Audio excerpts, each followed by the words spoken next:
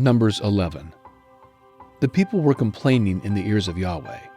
When Yahweh heard it, his anger burned, and Yahweh's fire burned among them and consumed some of the outskirts of the camp. The people cried to Moses, and Moses prayed to Yahweh, and the fire abated. The name of that place was called Taberah, because Yahweh's fire burned among them. The mixed multitude that was among them lusted exceedingly, and the children of Israel also wept again, and said, Who will give us meat to eat? We remember the fish which we ate in Egypt for nothing, the cucumbers and the melons and the leeks and the onions and the garlic. But now we have lost our appetite. There is nothing at all except this manna to look at. The manna was like coriander seed, and it looked like bdellium. The people went around, gathered it, and ground it in mills, or beat it in mortars, and boiled it in pots, and made cakes of it. Its taste was like the taste of fresh oil. When the dew fell on the camp in the night, the manna fell on it. Moses heard the people weeping throughout their families, every man at the door of his tent, and Yahweh's anger burned greatly. And Moses was displeased. Moses said to Yahweh, Why have you treated your servant so badly? Why haven't I found favor in your sight, that you lay the burden of all this people on me? Have I conceived all this people? Have I brought them out, that you should tell me, Carry them in your bosom, as a nurse carries a nursing infant to the land which you swore to their fathers? Where could I get meat to give all these people? For they weep before me, saying, Give us meat that we may eat. I am not able to bear all this people alone, because it is too heavy for me. If you treat me this way, please kill me right now if I have found favor in your sight, and don't let me see my wretchedness. Yahweh said to Moses, Gather to me 70 men of the elders of Israel, whom you know to be the elders of the people and officers over them, and bring them to the tent of meeting, that they may stand there with you. I will come down and talk with you there. I will take of the Spirit which is on you, and will put it on them, and they shall bear the burden of the people with you, that you don't bear it yourself alone. Say to the people, Sanctify yourselves in preparation for tomorrow, and you will eat meat, for you have wept in the ears of Yahweh, saying, Who will give us meat to eat? For it was well with us in Egypt. Therefore Yahweh will give you meat, and you will eat. You will not eat just 1 day, or 2 days, or 5 days, or 10 days, or 20 days, but a whole month, until it comes out at your nostrils, and it is loathsome to you, because you have rejected Yahweh who is among you, and have wept before him, saying, Why did we come out of Egypt? Moses said, The people, among whom I am, are 600,000 men on foot, and you have said, I will give them meat, that they may eat a whole month. Shall flocks and herds be slaughtered for them, to be sufficient for them? Shall all the fish of the sea be gathered together for them, to be sufficient for them? Yahweh said to Moses, Has Yahweh's hand grown short? Now you will see whether my word will happen to you or not. Moses went out and told the people Yahweh's words, and he gathered 70 men of the elders of the people, and set them around the tent. Yahweh came down in the cloud and spoke to him, and took of the Spirit that was on him, and put it on the 70 elders. When the Spirit rested on them, they prophesied, but they did so no more. But 2 men remained in the camp. The name of one was Eldad, and the name of the other was Medad, and the Spirit rested on them. They were of those who were written, but had not gone out to the tent, and they prophesied in the camp. A young man ran and told Moses and said, Eldad and Medad are prophesying in the camp. Joshua the son of Nun, the servant of Moses, one of his chosen men, answered, My lord Moses, forbid them. Moses said to him, Are you jealous for my sake? I wish that all Yahweh's people were prophets, that Yahweh would put his Spirit on them.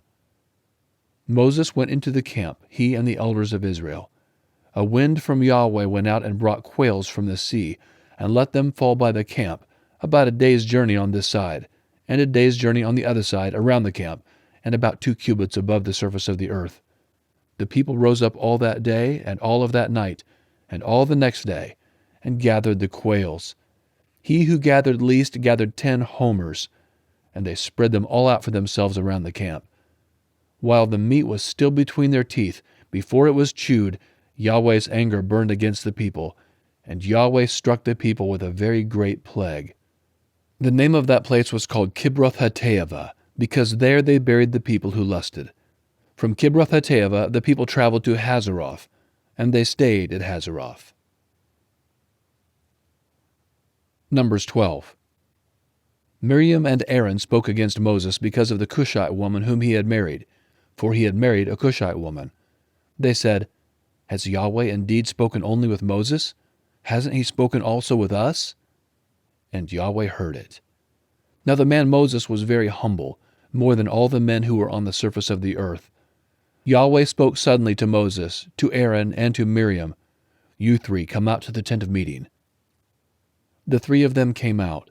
Yahweh came down in a pillar of cloud, and stood at the door of the tent, and called Aaron and Miriam, and they both came forward.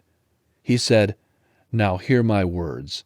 If there is a prophet among you, I, Yahweh, will make myself known to him in a vision. I will speak with him in a dream. My servant Moses is not so. He is faithful in all my house. With him I will speak mouth to mouth, even plainly, and not in riddles, and he shall see Yahweh's form. Why then were you not afraid to speak against my servant, against Moses?" Yahweh's anger burned against them, and he departed. The cloud departed from over the tent, and behold, Miriam was leprous, as white as snow. Aaron looked at Miriam, and behold, she was leprous. Aaron said to Moses, "O my Lord, please don't count this sin against us, in which we have done foolishly, and in which we have sinned. Let her not, I pray, be as one dead, of whom the flesh is half consumed when he comes out of his mother's womb." Moses cried to Yahweh, saying, "Heal her, God, I beg you." Yahweh said to Moses, "If her father had but spit in her face, shouldn't she be ashamed 7 days? Let her be shut up outside of the camp 7 days, and after that she shall be brought in again." Miriam was shut up outside of the camp 7 days, and the people didn't travel until Miriam was brought in again. Afterward the people traveled from Hazeroth and encamped in the wilderness of Paran. Numbers 13. Yahweh spoke to Moses, saying, "Send men, that they may spy out the land of Canaan, which I give to the children of Israel. Of every tribe of their fathers you shall send a man, every one a prince among them." Moses sent them from the wilderness of Paran according to the commandment of Yahweh. All of them were men who were heads of the children of Israel. These were their names.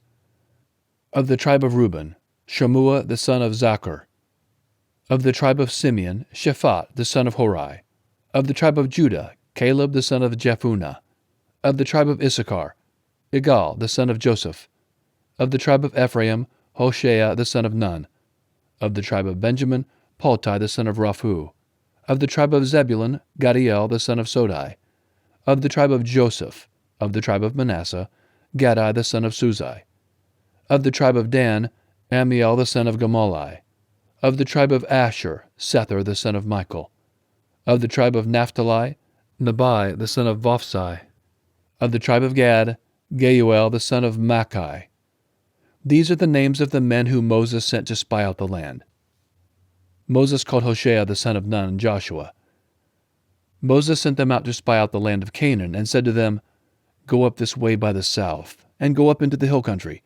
See the land, what it is, and the people who dwell therein, whether they are strong or weak, whether they are few or many, and what the land is that they dwell in, whether it is good or bad, and what cities they are that they dwell in, whether in camps or in strongholds, and what the land is, whether it is fertile or poor, whether there is wood therein or not.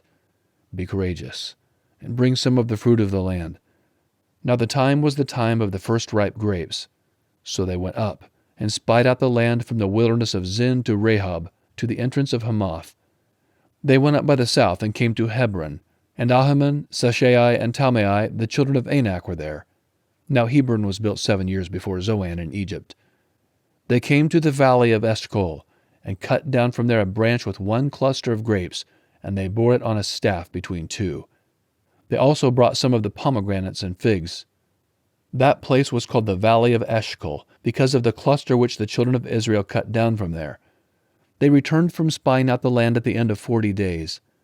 They went and came to Moses, to Aaron, and to all the congregation of the children of Israel, to the wilderness of Paran, to Kadesh, and brought back word to them and to all the congregation. They showed them the fruit of the land. They told him and said, "We came to the land where you sent us. Surely it flows with milk and honey, and this is its fruit. However, the people who dwell in the land are strong, and the cities are fortified and very large. Moreover, we saw the children of Anak there. Amalek dwells in the land of the south.